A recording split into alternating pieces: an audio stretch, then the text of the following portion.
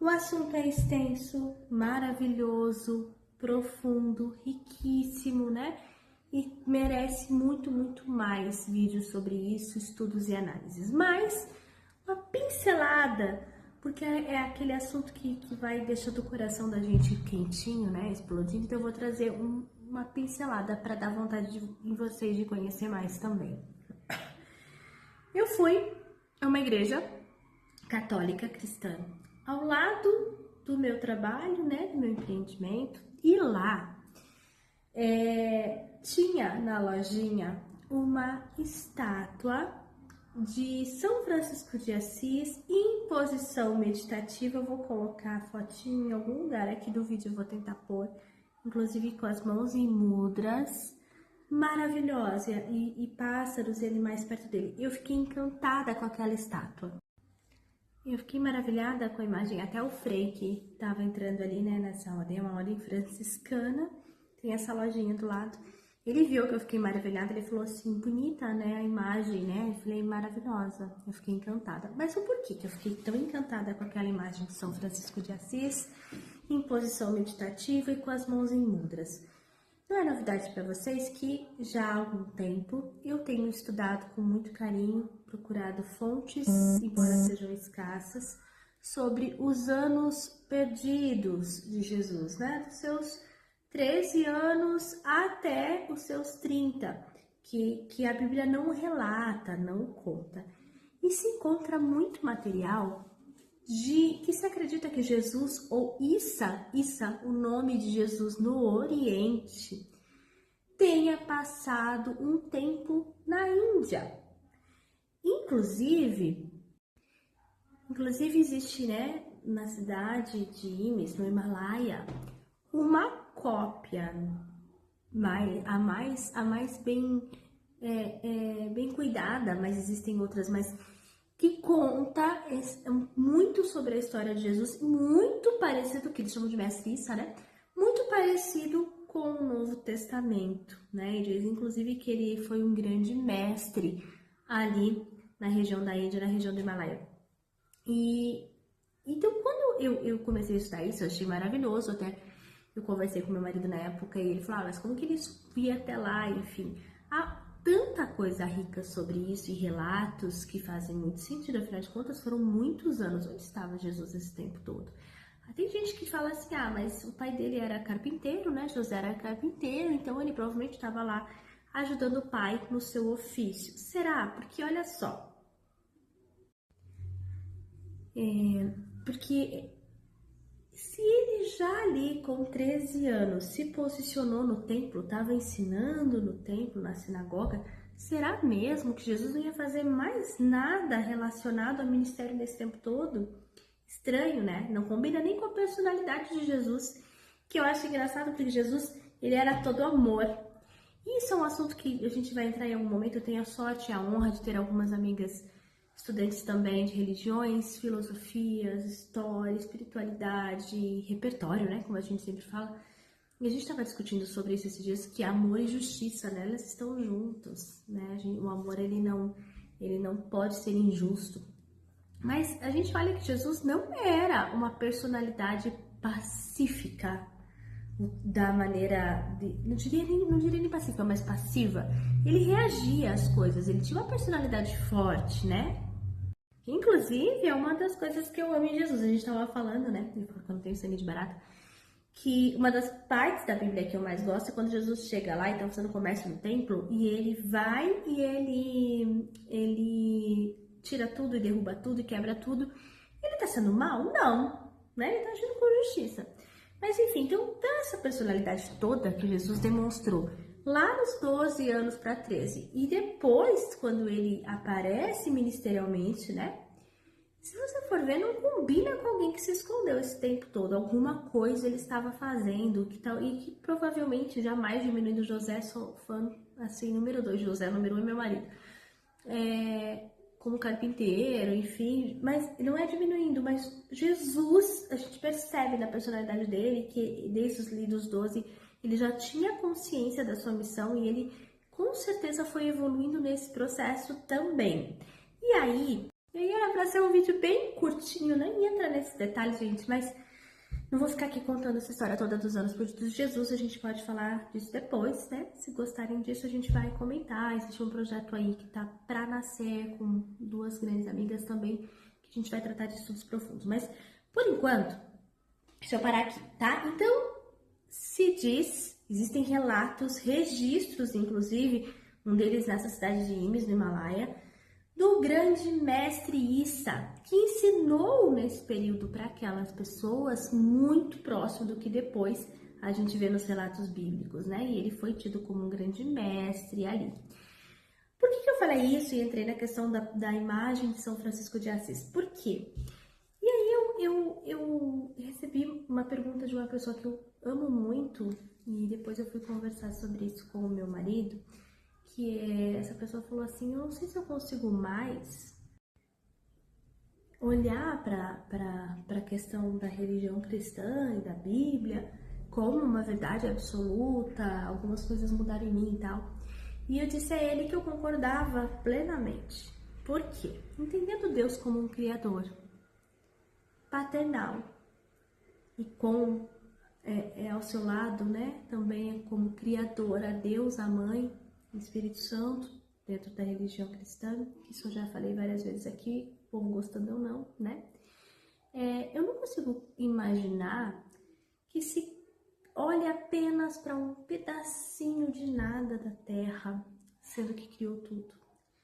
Não consigo imaginar que num mundo de bilhões de habitantes, sei que antigamente era muito menos, né? Mas ele vai olhar só para um pedaço e chamar só aquele pedaço de filho ou de povo escolhido, enfim, isso para mim não faz sentido algum. Foi aí que a gente começou esse assunto.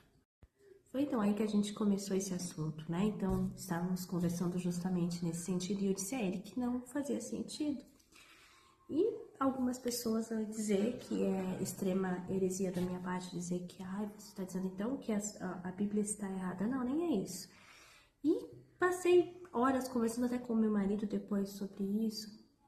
Estávamos falando que, por exemplo, dentro da formação de um padre, né, católico, obviamente, existe antes do estudo da teologia, o estudo da filosofia, para que você aprenda a pensar primeiro, a discernir primeiro, e não seja manipulado, né, por questões tendenciosas dentro de religião, porque isso é muito, muito comum, inclusive. Então a gente estava falando sobre isso. E que então, quando você passa a estudar, inclusive, a teologia e a Bíblia, você também olha para o contexto histórico do que está acontecendo. Essa questão do contexto histórico, eu não sou católica, tá, gente? Então, meu marido e a gente estava conversando sobre isso, eu tô passando essa parte do que eu conversei com ele, que eles chamam de tradição. Então, por isso, se compreende, sim, que algumas situações não podem ser vistas ao pé da letra. Por exemplo, né?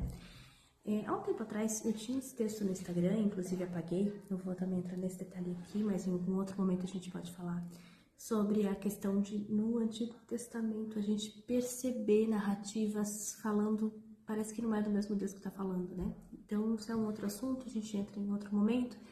Entretanto, você vai ver situações políticas ali, no Antigo Testamento principalmente. E é a história contada sobre o ponto de vista de um único povo, que era o povo hebreu da época, certo? Então, isso é uma questão que só por si só já deixa algo ali tudo muito... Como eu disse, é um assunto mais complexo também, que a gente pode trazer isso em outro momento. Mas por que eu tô falando isso? A gente entrou nesse assunto, e eu tinha visto essa estátua de São Francisco de Assis, e fui conversar sobre isso com meu marido, e a gente foi evoluindo nisso, e eu tava conversando com esse amigo, trazendo isso para ele também em paralelo. Bom, por quê? Porque essa estátua de São Francisco de Assis, em que ele tá nessa posição, eu tava contando isso pro meu marido e ele me disse o seguinte, né? Ele falou que Francisco, assim como a ordem franciscana também nos dias de hoje, né? Entende que Deus está em tudo. Que Deus está na natureza, que Deus está nos animais, que Deus está na terra em que pisamos, que Deus está no ar que respiramos, que Deus é tudo e está em tudo. E eu já até ali também já entendi o porquê eu tinha gostado tanto daquela imagem, né? Porque é exatamente o que eu penso e era o que eu estava conversando com esse amigo um pouquinho antes. E então, né? Ele começou a me contar um pouquinho sobre a história de Francisco, de São Francisco. Eu já sabia uma parte de que ele era de uma família muito rica e ele rompeu com tudo porque ele não aceitava a maneira como as coisas eram postas, né, pela família, pela questão social de dinheiro, etc. Ele tira tudo, deixa ele sair pelado na rua, literalmente. Lá que tira a roupa, tira tudo e passa a viver, inclusive, como um mendigo ali, né? Mas ele passa a cuidar dos animais, a cuidar das pessoas, a amar. E assim foi a ordem franciscana, que é a ordem dos freis, né? Que se inspiraram em São Francisco de Assis. E ele estava me contando que realmente, por isso que, como ele vestiu o trapo, por isso que os freis utilizam aquela roupa marrom, mais escura, que não que o que é o voto de pobreza em relação à questão da igreja. Também daria um vídeo bem longo, que eu achei também um assunto interessante. A gente entra na questão também dos protestantes, né? Enfim, e aí, essa questão da pobreza não é a miséria, né? Mas é ter o suficiente apenas, né? Porque se entende ali na São Francisco, entende assim, que não adianta, ele não pode ter muito enquanto um outro irmão não tem nada. Então, se ele tem muito, ele divide e os dois vão ter o suficiente, ou os três vão ter o suficiente. E é o que a ordem franciscana também entende, e é algo muito interessante, mas que vai ficar longo o vídeo, outra hora a gente fala. Então, São Francisco, por entender Deus de toda dessa forma, fazia muito sentido essa imagem dele sendo retratado numa posição meditativa, né? É muito parecido com a filosofia budista, por exemplo, a respeito de Deus, que de forma muito interessante guarda relatos desse mestre Issa, que é o Jesus, né? Na linguagem ali do Oriente. Enfim, por quê? Quem entende um pouquinho de meditação sabe que, né, na posição de lótus, com as pernas cruzadas, a mão em mudras e a coluna reta, você está alinhando os seus pontos de energia, a sua conexão dos seus chakras, né? E nesse processo, a gente realmente consegue entender a nossa essência, olhar para a nossa essência divina, a nossa centelha divina, consequentemente compreender que fazemos parte de um todo, que somos uma parte de tudo e que esse tudo é divino, é Deus. Então é muito, muito parecido com a maneira de São Francisco de Assis entender Deus, o que eu concordo plenamente, inclusive faz mais sentido para mim. E aí eu ainda falei com o Tarek, né, que me lembrou também muito Santa Delgarda, que antes um pouquinho, Santa Delgarda eu já falei aqui, nós já falamos em live, já falamos muito dela. Ela foi uma monja alemã, ela nasceu em 1098, faleceu em 1179. Esse livro aqui, gente, Sírias, é um livro oficial na Igreja Católica. Olha só como descreve Hildegarda. Só escuta. Monja alemã do século XII, mística, profetisa, largamente consultada como oraculista e escreveu proliferamente sobre assuntos doutrinais e sobre assuntos seculares como medicina. Pregava publicamente a reforma monástica, fundou 2 mosteiros femininos e enredou-se na política que envolvia papas e antipapas.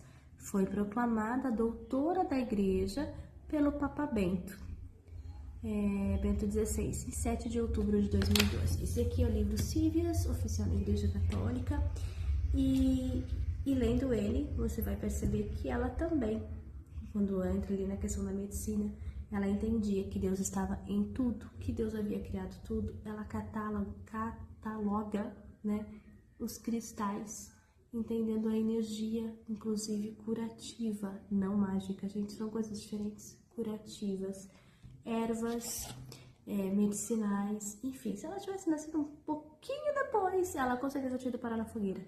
E agora, atualmente, a igreja a reconhece como doutora.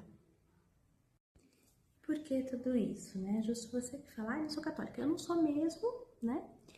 Não nesse sentido de religião, eu não entendo a religião dessa forma, mas também não é o caso aqui. Já disse milhões de vezes que eu amo Jesus, que o problema é o fã-clube dele. Mas na maior parte das vezes, o problema maior do fã-clube tá até lá, né? No meio protestante, enfim. A gente acabou de falar aqui sobre situações tão incríveis, né? De pessoas reconhecidas como santos. Se a gente fosse falar de santos, a gente ia entender que na verdade foram só pessoas que viveram como deveriam viver, amando a Deus e amando ao próximo, que foi o que Jesus, né? O Mestre Jesus, ou Issa, ensinou. Então, tudo isso para falar sobre essa estátua, essa imagem de São Francisco e trazer para a gente quebras de paradigmas para mostrar que, de fato, Deus está em tudo, o tempo todo, e que é a gente que tenta colocar ele numa caixinha. São Francisco entendeu. Para finalizar, né? Já estava até desligando aqui o celular. Por que eu falei do Issa? Da possibilidade de Jesus ter estado lá, no Himalaia, por exemplo, né? E por que essa estátua me chamou a atenção? Porque sim, era uma posição meditativa. Pode ter fundamento, você não acha?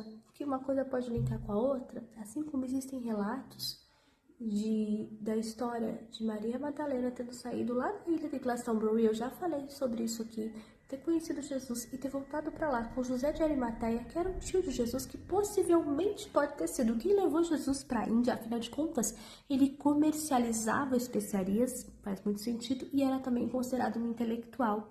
Depois ele volta para essa ilha da Inglaterra, de Glastonbury, muitas pessoas dizem que levou Maria Madalena, inclusive lá é uma das primeiras igrejas cristãs. Fica para um próximo vídeo. Que sim, há muito mais sobre Jesus e sobre Deus do que a caixinha da religião coloca. E isso não diminui Deus, tampouco Jesus. Ao contrário, mostra realmente que Ele está em tudo, em todos, o tempo todo. E que mais do que isso, nós somos um.